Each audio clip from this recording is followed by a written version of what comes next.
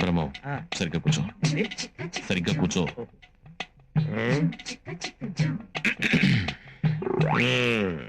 పెళ్లి కూతుర్ని పిలిపించమంటావా? పిలిపించమంటాడు బాబా, అందుకే వచ్చింది. పిలిపించు. అమ్మాయిని ఒకసారి పిలిపించండి. కూర్చోండి, పిల్ల తండ్రి నేను ఉన్నానుగా, పిలుస్తాను.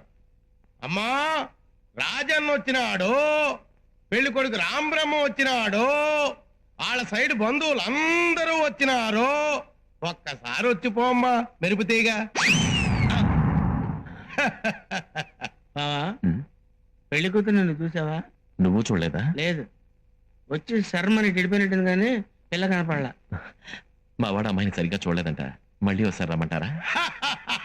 అట్టాగా. అమ్మా, రాజన్న వచ్చినాడు, పెళ్లి కొడుకు రాంబ్రహ్మ వచ్చినాడు, వాళ్ళ సైడ్ బంధువులు అందరూ వచ్చినారు. ఒక్కసారి వచ్చిపోమ్మా మెరుపుతీగా.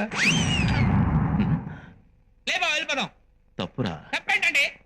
ఇందాక చీర కనపడింది, ఇప్పుడు అసలు ఏమీ కనపడలా. ఏమి చూడకుండా పెళ్లి చేసుకుంటావా? పిల్లకి కొంచెం సిగ్గెక్కువ, తుర్రుమంటది, అందుకే మెరుపుతీగని పేరు పెట్టిన. మీరు ఏ పేరు పెట్టుకుంటే మాకెందుకండి?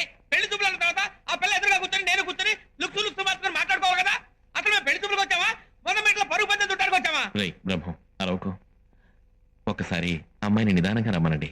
దాన్నేం భాగ్యం. అట్టాగే. అమ్మా మెరుపుతీగ, రాజన్న వచ్చినాడు, పెళ్లి కొడుకు రాంబ్రహ్మ వచ్చినాడు, వాళ్ళ సైడ్ బంధువులు.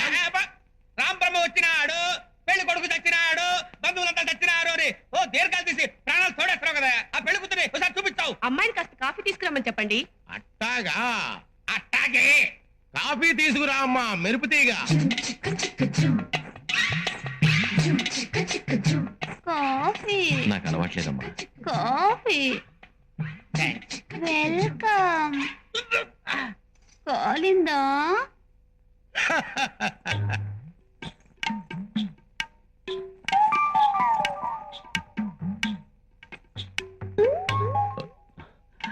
పెళ్లి కొడుకు ఇతనమ్మా, బాగా చూసుకో.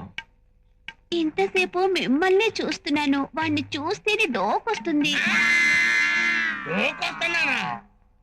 ఈ జన్మలో నాకు పెళ్లి కాదయ్యో.